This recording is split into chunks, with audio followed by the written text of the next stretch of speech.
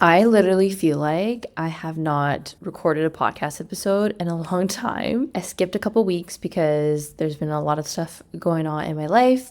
And then the last two episodes I actually batched in April because I was planning to take 2 weeks off of work. I took 2 weeks off and then a couple things happened. And then now I'm actually finally feeling like I'm recording episodes every week live, which is what I usually do.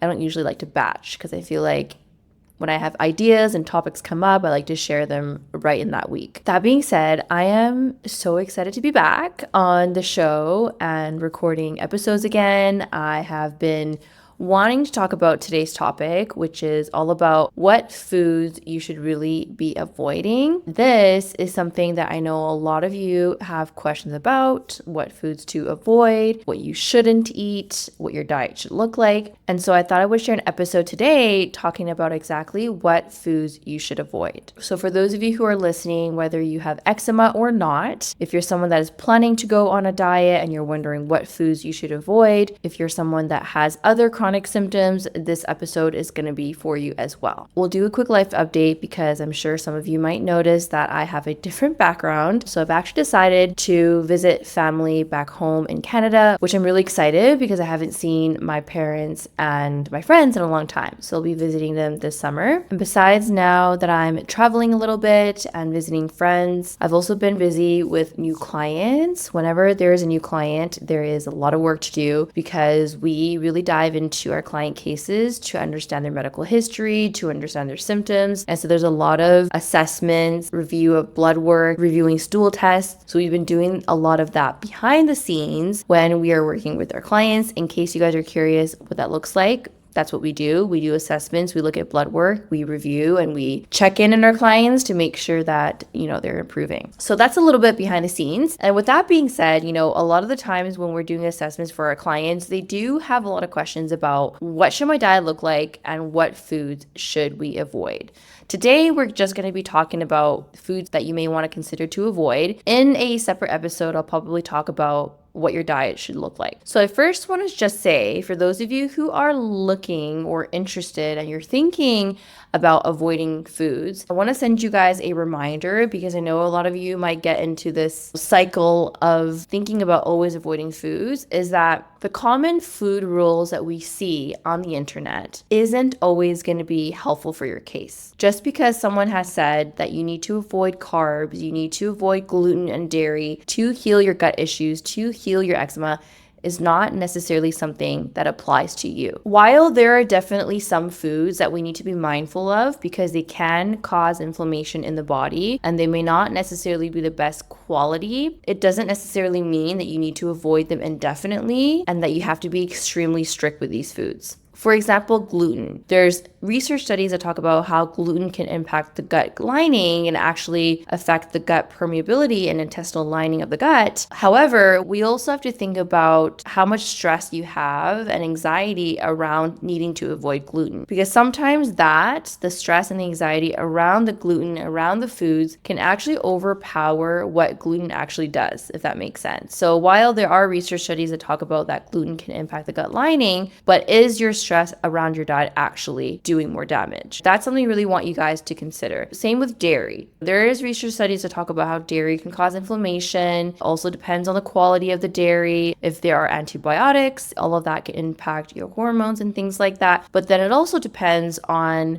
again, the stress piece around dairy. Are you so worried about dairy that all you think about is how to avoid it, and you have food anxiety and you don't know what to do and you're just always worried about it? Then that is probably more of a reason why it's causing the flares that you're experiencing rather than the actual food itself. That really tells us that these kind of foods, it's not a one size fits all approach. Just because someone doesn't do well with gluten, doesn't do well with dairy, doesn't necessarily mean it's going to apply to you. And this is where listening to your body, knowing what foods suits you, is the best way in determining whether or not you should be avoiding that particular food. A good example of this is I have tons of clients who can eat dairy, who can eat gluten, right? And in the beginning, they weren't able to because if they ate it, they would have symptoms. But after doing some work with healing the gut and addressing their root causes, they're now able to tolerate these foods that they weren't able to tolerate before. Rather than just avoiding it indefinitely and not knowing why and what it does and how that's going to impact the body, we looked deeper into their case to figure out, okay, their gluten and dairy intolerance is a result of intestinal permeability. They have some sensitivities going on that you could actually heal. And once you heal that, then you're able to eat these foods without having to worry. We're going to take a short break and share an amazing client testimonial. This client has been working with us for the past 6 months, and prior to working with us, she was experiencing lots of flares, her face, her hands, on her neck, and within just 6 months after having eczema for many years of her life, she sent a message saying, "I am feeling so good. I swam in the ocean with zero pain or discomfort in my skin. My neck is clear, hands are clear. I feel like I've gotten myself back." And she also sent a beautiful picture of herself. She shared a beautiful picture sharing enjoying the beach and sun without any skin fears. "Thank you for getting me back to myself." This is to show you that healing is absolutely possible, especially when you get the support and you have the right protocol and you work on your mindset. This is exactly what my client had while working one-on-one privately with me. And if this is something that you've been wanting to achieve, swim in the ocean, not have any skin fears, going to the beach, feeling like yourself again, this is exactly what we help our clients with inside of one-on-one coaching. And you can apply in the show notes below. And I would love to get to know you and support you and see how we can work together. So the big question is, how do I know which foods to avoid, right? Title of the episode, like what foods should you really avoid? The number one thing I want you guys to do is, if you're really trying to figure out if you have a food sensitivity or if you need to avoid a specific food, is to track your meals. I know it can be annoying to have to fill out all your meals, but that is truly the best way in figuring out what it is that's actually causing trigger. We're not doing a food sensitivity tests. Side note, those are not accurate as you think they are or have been told they are. The gold standard to testing whether or not you have a sensitivity to food is do a trial elimination diet. Not an extended elimination diet. People end up being on it for months and months and months. You actually want to be on this diet for no longer than 4 weeks. That is what I do in my practice, and what I recommend my clients is that we're going to trial an elimination diet and do it for 3 to 4 weeks, and then we start adding foods back one by one. And your body knows best at the end of the day. Your body will know if something doesn't sit well with you, whether it's dairy, whether it's too much red meat, whether that's sugar. You will have symptoms if you are actually intolerant or sensitive. And then you want to be able to track your reactions. When you're adding these foods back, you want to track to see if there are any symptom changes. Okay, are you getting more bloating? Are you getting headaches? Are you getting diarrhea? Is your eczema getting worse? It's not just the skin that's flaring. The gut can also experience symptoms when you're adding foods back. So how you really know if you need to avoid a food is to test, is to try adding them back.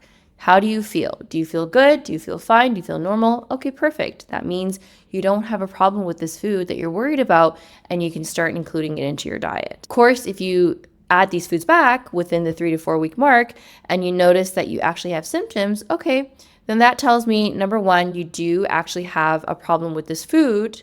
And number two, you want to also see, okay, is this a temporary problem, or can you start healing the gut or doing some inner work or whatever it is, addressing your root causes, then seeing if that improves the intolerance, because that is also possible as well. Food sensitivities and intolerances can be healed and managed. We can minimize the reaction. Food allergies are different, right? Food allergies are allergies where your body's creating a huge immune response where it can be anaphylactic, right? People who have peanut allergy, people who have allergies to other nuts, right? Those foods obviously we have to avoid. Other foods that you're sensitive or intolerant to, that can actually be something that you can work on so that they no longer become a problem for you. Maybe that gives you guys a little bit of hope for those of you who don't know that you can actually heal your food sensitivities given they're not allergies. And the last thing I want to also mention, I know we've been talking a lot about like whether or not this food is causing a reaction or not. I also want you guys to consider other factors as well. A lot of the times, if you guys have been following my podcast for a while, you know I always say food is not always the root cause, and often it's not. There are so many different reasons why you could be experiencing symptoms that's showing up as if you have a food reaction. Meaning, if you have a gut imbalance, if you have candida, if you have an overgrowth in bad bad bacteria or SIBO, when you eat certain foods, you will start to react because of this imbalance in your gut. If you also have poor digestion and you can't digest your foods, you're not able to break them down because your liver's overworked or you have a sluggish bowel, like that can also create food sensitivities as well, because the foods that you're eating, you're not digesting, and it ends up causing an immune reaction and inflammation in the body. There's a lot of layers that we need to look at, and it's not just like, okay, I ate this food, I reacted to it, it must be the food.